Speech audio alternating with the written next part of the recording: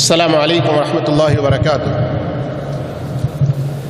الحمد للہ رب العالمین والصلاة والسلام علی سید المرسلین نبینا محمد وعلی آلہ وصحبہ اجمعین، اما بعد۔ محترم معزز ساتھیو، الحمدللہ آج ہم نے تیسرا روزہ پورا کیا۔ اللہ تعالیٰ شرف قبولیت عطا فرمائے، ہم سب کو مزید اور زیادہ نیکیاں کرنے کی توفیق عطا فرمائے۔ کبھی ایسا ہوتا ہے کہ کچھ ٹاپکس، کچھ موضوعات کچھ لوگوں کو ذرا سوکھا پن اس کے اندر دکھتا ہے، سننے میں دلچسپی نہیں لگتی، کبھی ہوتا ہے نا۔ لیکن میں سمجھتا ہوں کہ یہ پچھلے 2 دن پہلے رمضان سے جو سبجیکٹ موضوع ہم نے شروع کیا ہے وہ ہم سب کی دلچسپی کا ہے۔ کیا خیال ہے؟ سب کی دلچسپی کا ہے؟ نہیں ہے، سب کی ضرورت کا بھی ہے۔ اور درمیان میں مرد حضرات دوسری تیسری شادیوں کے خواب بھی دیکھتے رہتے ہیں، اگرچہ کہ پورا نہیں کرتے ہاں۔ میرے بھائیوں، اللہ تعالی ہم سب کو معاف فرمائے۔ اس وقت کے ہمارے اردو جاننے والے علماء میں، کبار علماء میں جن کا شمار ہوتا ہے، بڑے عالم اور محدث سمجھے جاتے ہیں، فضیلت الشیخ عبداللہ ناصر رحمانی حفظہ اللہ، جو سندھ سے تعلق رکھتے ہیں، پاکستان سے۔ ایک موقع پر وہ اپنے درس میں کہتے ہیں، وعد و نصیحت والی کسی محفل میں ہنسنے ہنسانے کی باتیں اللہ کے رسول صلی اللہ علیہ وسلم نے کبھی نہیں کی۔ لیکن آج کل ہم لوگ، اللہ تعالی ہم کو ہدایت بھی دے اور ہماری کوتاہیوں پر اللہ رب العالمین پردہ فرمائے اور ہم سب کو معاف فرمائے، لوگوں کے اندر دلچسپی کو، شوق کو کم دیکھ کر کبھی کچھ اس طرح کی بات کرتے ہیں جس سے لوگوں کے اندر ذرا خوشی کی لہر دوڑ جائے اور وہ لوگ سننے میں اور دلچسپی لیں۔ اللہ رب العالمین ہم سب کو اللہ کی اور اس کے رسول کی بات پوری توجہ سے سننے کی توفیق عطا فرمائے۔ واللہ میرے بھائیوں، کئی ملکوں کی رپورٹیں جب ہمارے سامنے آتی ہیں تو دیکھ کر بڑی حیرانگی ہوتی ہے کہ بعض ملک ایسے ہیں کہ سال بھر میں جتنی شادیاں ہوتی ہیں ان میں سے آدھی یا آدھی سے زیادہ ٹوٹ جاتی ہیں، طلاق واقع ہو جاتی ہے۔ تو آخر ایسا کیوں ہو رہا ہے؟ اس کی ایک بہت بڑی وجہ اسلامی تعلیمات کو صحیح طور پر ہم اپنی ازدواجی زندگی میں عمل میں نہ لانا۔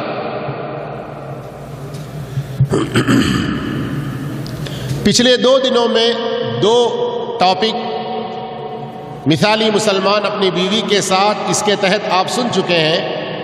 آج تیسرا عنوان آپ سننے جا رہے ہیں، ازدواجی زندگی میں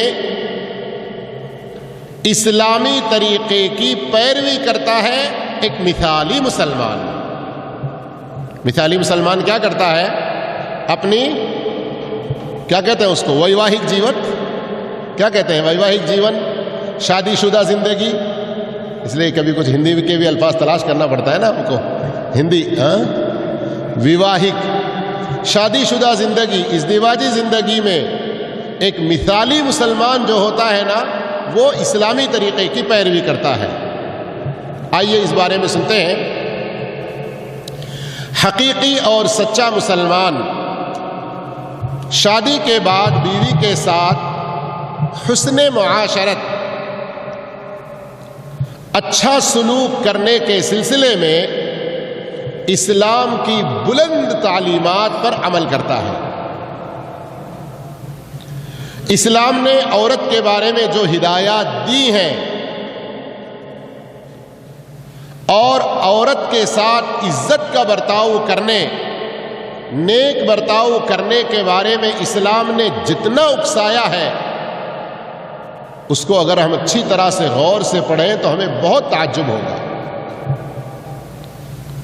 ہاں، یقیناً تعجب ہوگا۔ آئیے کچھ حدیثیں آپ سنتے ہیں آگے پھر آپ کو اس کا اندازہ لگتا ہے۔ اسلام نے عورت کے بارے میں ہمیشہ بھلائی کی وصیت کی ہے، استوصوا بالنساء خیرا، اور اس کو اتنا بلند مرتبہ عطا فرمایا ہے جتنا اس کے علاوہ یعنی اسلام کے علاوہ کہیں اور آپ کو نظر نہیں آئے گا۔ مثال کے طور پر ایک حدیث سنیے، بخاری مسلم کی یہ حدیث ہے، آپ صلی اللہ علیہ وسلم فرماتے ہیں استوصوا بالنساء خیرا، عورتوں کے ساتھ اچھا سلوک کرو اور اس بارے میں میری وصیت کو قبول کرو۔ فإن المرأة خلقت من ضلع، بے شک عورت پسلی سے پیدا کی گئی ہے۔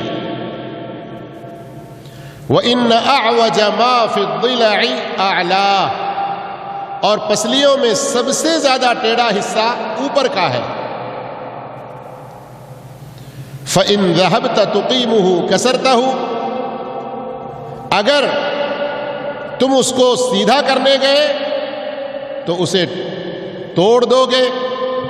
وَإِن تَرَكْتَهُ، اور اگر تم نے اسے یوں ہی چھوڑ دیا، لَمْ يَزَلْ أَعْوَجْ، تو وہ ہمیشہ ٹیڑھی ہی رہے گی۔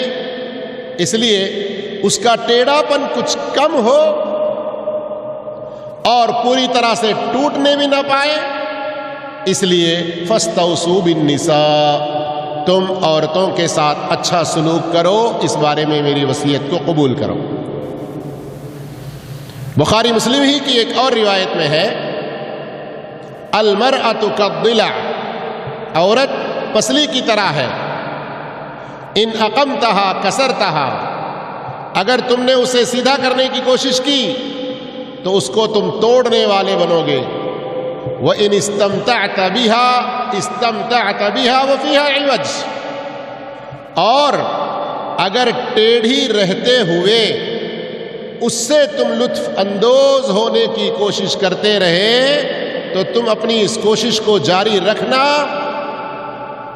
اس ٹیڑھے پن کو پورا سیدھا کرنے کی کوشش نہیں کرنا، ورنہ کیا ہوگا؟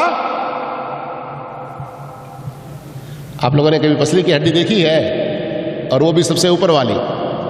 اپنی بیویوں کو دیکھا؟ وہ نہیں پوچھ رہا ہوں میں، مثال کے طور پر حقیقی پسلی کی ہڈی پوچھ رہا ہوں میں۔ ہاں، دیکھ لیں آپ ایک مرتبہ، یا پسلی کی ہڈی کے نام سے لکھیں تو شاید گوگل میں بھی نظر آ جائے۔ واقعتاً وہ ٹیڑھی ہوتی ہے، واقعتاً وہ ٹیڑھی ہوتی ہے۔ مسلم شریف کی ایک اور روایت سنیے، ان المرأة خلقت من ضلع، بے شک عورت پسلی سے پیدا کی گئی ہے۔ لن تستقیم لک علی طریقہ، اللہ ہی رحم کرے۔ میں آج اس کا مطالعہ کر رہا تھا آپ کو درس دینے کے لیے، تو مجھے ایسے محسوس ہوا کہ شاید یہ عبارت میں اپنی زندگی میں پہلی بار پڑھ رہا ہوں۔ حالانکہ حدیث ہے اللہ کے رسول صلی اللہ علیہ وسلم کی، لیکن ہم اپنی عملی زندگی میں بہت ساری چیزیں پڑھتے ہوئے بھی غور و فکر نہیں کر پاتے ہیں۔ اللہ ہم سب کو سمجھ بوجھ کے ساتھ قرآن و حدیث کو پڑھنے کی توفیق عطا فرمائے۔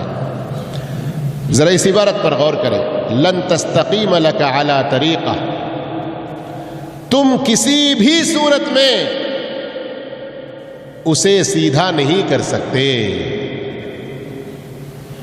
فَإِنِ اسْتَمْتَعْتَ بِهَا اسْتَمْتَعْتَ بِهَا وَفِيهَا عِوَجْ، اگر تم اس سے ٹیڑھی رہتے ہوئے ہی لطف اندوز ہو سکے تو ہوتے رہنا، یہ اچھا ہے تمہارے حق میں۔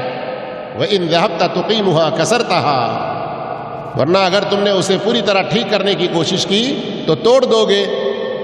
وَكَسْرُهَا طَلَاقُهَا، اور اس کا توڑنا کیا ہے؟ طلاق ہے۔ اللہ اکبر۔ 3 حدیثیں عربی الفاظ کے ساتھ ان کا سلیس، آسان، سمجھ میں آنا والا ترجمہ آپ کے سامنے پیش کیا گیا۔ نبی کریم صلی اللہ علیہ وسلم کے اس بلیغانہ مثال میں عورت کی حقیقت اور اس کے فطری مزاج کا دلکش بیان ہے کہ عورت شوہر کی خواہش کے مطابق کسی ایک حال پر قائم نہیں رہ سکتی۔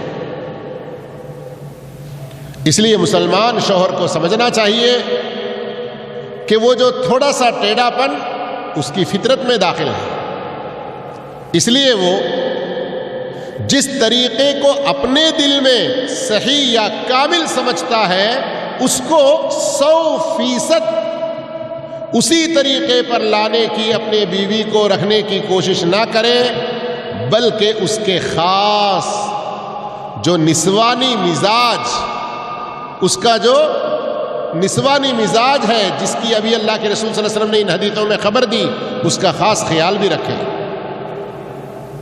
اور جیسے اللہ رب العالمین نے اس کو پیدا کیا ہے اس کے ساتھ ہی اس کو قبول کرنے کی کوشش کرے۔ بسا اوقات بیوی کی بعض عادتیں، بعض اس کی حرکتیں اور چیزیں شوہر کے اپنے منشا اور ان کی خواہش کے مطابق نہیں ہوتی۔ اب اگر وہ انہیں اپنے ارادے اور اپنے مزاج کے عین مطابق بالکل سیدھا کرنا چاہے گا اور یہ تہیہ کر کے بیٹھے گا کہ 100% تم میری خواہش کے مطابق ہی چلنا، تمہارا اٹھنا بیٹھنا، تمہارا کھانا پینا، تمہارا رہن سہن، اوڑھنا بچھونا، تمہارا لباس، تمہاری گھر والوں کے ساتھ بات چیت وغیرہ، تمہاری کچھ اپنی خاص سہیلیاں ہیں تو ان کے ساتھ بات چیت وغیرہ، یہ سارا کچھ میرے اپنے مزاج کے مطابق ہے تو تم میرے ساتھ، ورنہ نہیں۔ اس طرح 100% اپنی اس شرط پر اگر رکھنے کی کوشش کرے گا، پتہ نہیں ہزاروں لاکھوں میں سے شاید کسی ایک کو یہ ملے تو ملے، ورنہ اللہ کے رسول صلی اللہ علیہ وسلم کی ان احادیث کی روشنی میں یہ بہت مشکل ہے۔ اس لیے 100 پورا نہ ہو، 95، 90، 85، 80% تک بھی کسی قدر انڈرسٹینڈنگ کے ساتھ گزارا کرنے کی کوشش کر لیں، ورنہ پھر وہی جو اللہ کے رسول صلی اللہ علیہ وسلم نے فرمایا، ٹوٹ جائے گی وہ ٹوٹنا طلاق کی شکل میں سامنے آئے گا، جس سے گھر اجڑ جائے گا، بچے بچھڑ جائیں گے، ایک دوسرے میں دوریاں ہوں گی۔ اب قریب رہتے ہوئے دلوں میں جو کچھ شکنیاں ہیں، ٹوٹا پن ہے، جو کچھ ادھورا پن ہے، اس کو اگر نہیں برداشت کرو گے تو خطرہ ہے کہ کہیں اس سے بڑی اور مصیبت کو برداشت کرنا پڑے گا۔ جب سچے مسلمان شوہر کے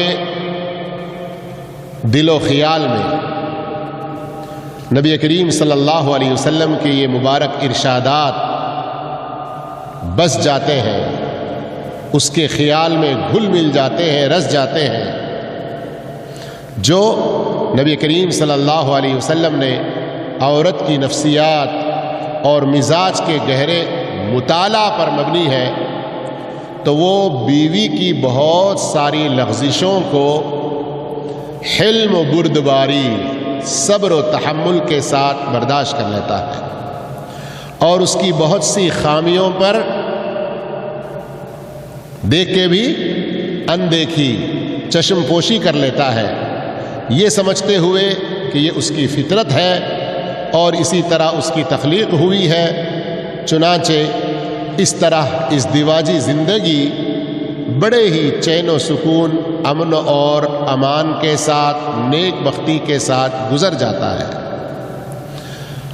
اور اگر یہ چیزیں یعنی اللہ کے رسول صلی اللہ علیہ وسلم کی ان فرامین کو اچھی طرح سے نہیں سمجھے، حلم و بردباری سے کام نہیں لیا، چشم پوشی سے کام نہیں لیا، تو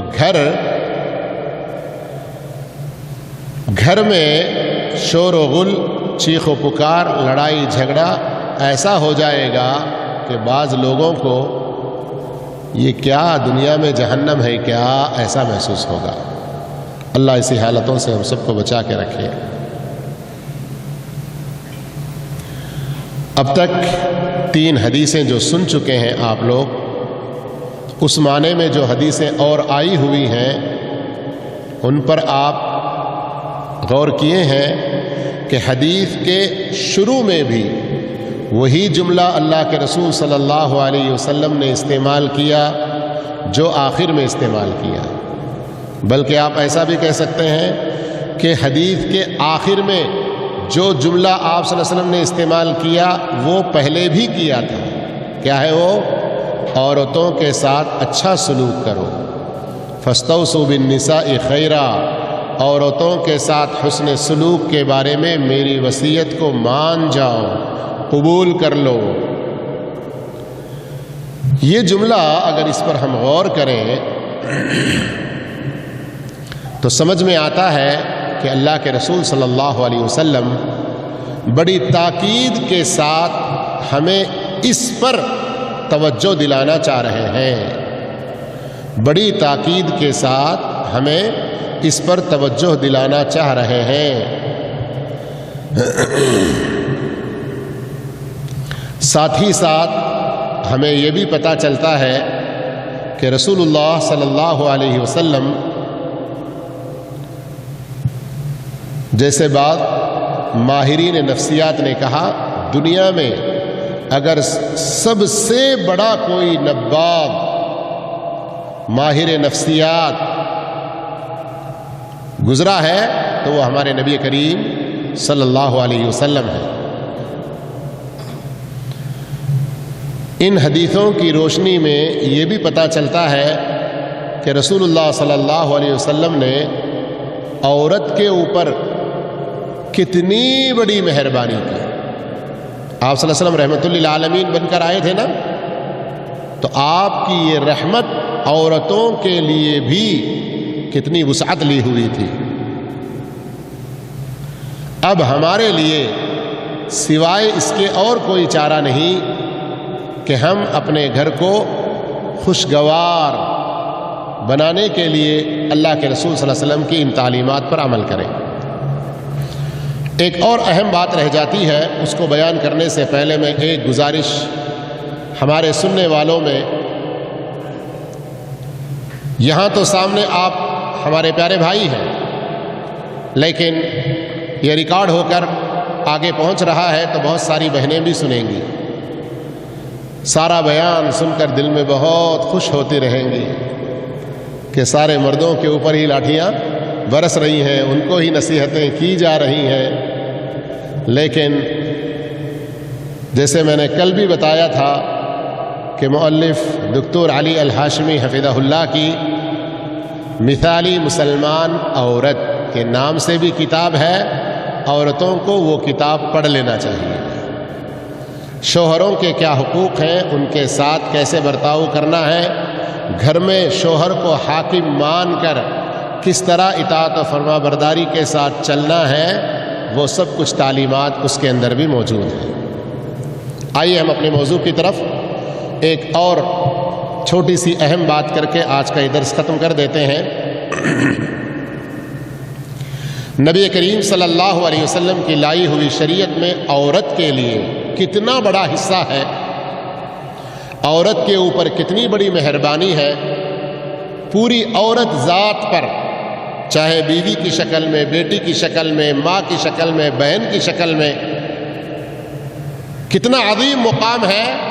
قرآن و حدیث کو غور سے پڑھیں گے تو یہ سمجھ میں آئے گا، لیکن بات ہماری چل رہی ہے میاں بیوی کی زندگی، تو یہاں آپ اس پر غور کیجئے کہ نبی کریم صلی اللہ علیہ وسلم کی اپنی زندگی میں سب سے بڑا جو اجتماع تھا جس میں آپ صلی اللہ علیہ وسلم نے لوگوں کے سامنے بیان کیا، وہ حجۃ الوداع کا اجتماع تھا، جس میں 1 لاکھ سے زیادہ لوگ آپ صلی اللہ علیہ وسلم کے ساتھ حج کیے، اور آپ صلی اللہ علیہ وسلم کو پتا تھا کہ آپ اس دنیا سے رخصت ہونے والے ہیں، اب اس حج کے بعد زیادہ دن نہیں رہیں گے، پھر لوگوں سے اس طرح کی ملاقات نہیں ہو سکے گی، تو آپ صلی اللہ علیہ وسلم نے اس حج میں جو جو باتیں کیں ان کو اگر ہم دیکھیں تو ایسا لگتا ہے کہ آپ نے ایک اچھے معاشرے کی تشکیل کے لیے جو باتیں ضروری ہیں ان کا نچوڑ آپ نے پیش کر دیا۔ اس عظیم خطبہ میں جیسا کہ مولانا حمید اللہ حیدرآبادی بہت بڑے محقق، بہت بڑے مفکر، کئی زبانوں کے ماہر، دنیا میں حدیث کی ایک ایسی متمیز انفرادی خدمت انہوں نے انجام دی جس سے اسلام کے ماننے والوں کا سر اور اونچا ہو گیا۔ تھے تو انڈیا کے پیدا ہوئے یہاں پر، لیکن بعد میں وہ یورپ وغیرہ کے مختلف ملکوں میں بس کر وہاں خوب دعوت کا کام کیا۔ وہ کہتے ہیں آج ہیومن رائٹس، حقوق انسانیت کی آواز اٹھانے والے، دیکھ لیں حجۃ الوداع کے خطبے میں اللہ کے رسول صلی اللہ علیہ وسلم نے حقوق انسانی کا وہ چارٹر پیش کیا کہ آج تک دنیا کی کوئی قانون نہیں پیش کر سکی۔ اسی حجۃ الوداع کے خطبے میں میاں بیوی کے حقوق کے سلسلے میں شوہروں کو تنبیہ کرتے ہوئے عورتوں کے حقوق اور عورتوں کو بھی چتاونی دیتے ہوئے شوہروں کے حقوق جو بیان کیا، تو آئیے ترمذی کی حدیث کے الفاظ آپ کو سناتے ہیں۔ حدیث نمبر 1163، اللہ کے رسول صلی اللہ علیہ وسلم اس خطبہ حجۃ الوداع میں فرماتے ہیں الا، اے لوگو سن لو، واستوصوا بالنساء خیرا، عورتوں کے ساتھ اچھا سلوک کرو، فإنہن عوان عندکم، وہ تمہارے پاس قیدی کی طرح سے ہیں، لیس تملکون منہن شیئا غیر ذلک، تمہیں ان کے ساتھ سختی کا برتاؤ کرنے کا کوئی حق نہیں ہے سوائے اس صورت میں الا ان یأتین بفاحشۃ مبینہ، صرف اس صورت میں کہ ان کی طرف سے کوئی کھلی واضح کوتاہی نافرمانی سامنے آ جائے۔ فإن فعلنا، اگر وہ ایسی کسی نافرمانی کا ارتکاب کریں، فہجروہن فی المضاجع، تم انہیں اپنے بستروں میں ہی رکھ کر ان سے دوری اختیار کرو، الگ رہو۔ غور کریں، اگر کوئی سمجھدار عورت ہے، جیسے شروع میں کل پرسوں کے درس میں بتلایا گیا کہ دیندار عورت کا انتخاب کرنا ہے، دیندار عورت کا انتخاب کرنا ہے، تو اگر واقعتاً عورت سمجھدار ہے تو وہ ایک بستر پر شوہر کے ساتھ میں رہتے ہوئے شوہر مجھ سے دور ہے، تو پھر ایسی صورت میں وہ سمجھدار اپنے معاملہ کو درست کرنے کی کوشش کرے گی۔ اس سے اگر کام نہیں بنتا ہے وَضْرِبُوهُنَّ ضَرْبًا غَيْرَ مُبَرِّحٍ، تم انہیں ایسی مار مارو جس میں شدید چوٹ نہ آئے، جس میں ان کی ہڈی نہ ٹوٹے، جیسے مفسرین اور محدثین جیسے شارحین حدیث بتلاتے ہیں، خون نہ بہے، ہڈی نہ ٹوٹے۔ فَإِنْ أَطَعْنَكُمْ، اگر وہ تمہاری مطیع و فرما بردار بن جائیں، فَلَا تَبْغُوا عَلَيْهِنَّ سَبِيلًا، تو تم ایسی صورت میں ان پر زیادتی کرنے کا کوئی اور راستہ نہ ڈھونڈو۔ الا، اب سنو، ان لکم علی نسائکم حقا، تمہاری بیویوں پر تمہارا بھی حق ہے۔ عورتوں کو، بیویوں کو سن لینا چاہیے۔ وَلِنِسَائِكُمْ عَلَيْكُمْ حَقًّا، اسی طرح تمہاری بیویوں کا تمہارے اوپر بھی حق ہے۔ فَحَقُّكُمْ عَلَيْهِنَّ أَلَّا يُوطِئْنَ فُرُوشَكُمْ مَنْ تَكْرَهُونَ، تمہاری بیویوں پر تمہارا حق یہ ہے تمہارے بستروں پر ان کو آنے نہ دیں جن کو تم ناپسند کرتے ہو۔ وَلَا يَأْذَنَّ فِي بُيُوتِكُمْ لِمَنْ تَكْرَهُونَ، تمہارے گھر میں ان کو آنے کی اجازت نہ دیں جن کا آنا تم کو ناپسند ہو۔ الا، اور سن لو، وَحَقُّهُنَّ عَلَيْكُمْ، اور تم مردوں پر، تمہاری بیویوں کا حق یہ ہے ان تحسنوا الیہن فی کسوتہن وطعامہن، تم انہیں اچھا کھلاؤ، اچھا پلاؤ۔ میرے بھائیوں، یہ حدیث جو ابھی آپ نے سنی ہے اس کو اچھی طرح سے یاد رکھیں، اس کو اپنے ذہن نشین کر لیں۔ اس حدیث کی روشنی میں اور اس ٹاپک پر، کیا ٹاپک تھا آج کا ہمارا خاص طور پر، کہ مثالی مسلمان اپنی ازدواجی زندگی اسلامی طریقے کے ساتھ گزارتا ہے. یہ ٹاپک کل کے بھی درس میں انشاءاللہ رہے گا. اللہ سے دعا ہے اللہ ہم سب کو نیک توفیق عطا فرمائے. جزاکم اللہ خیرا. والسلام علیکم ورحمۃ اللہ وبرکاتہ.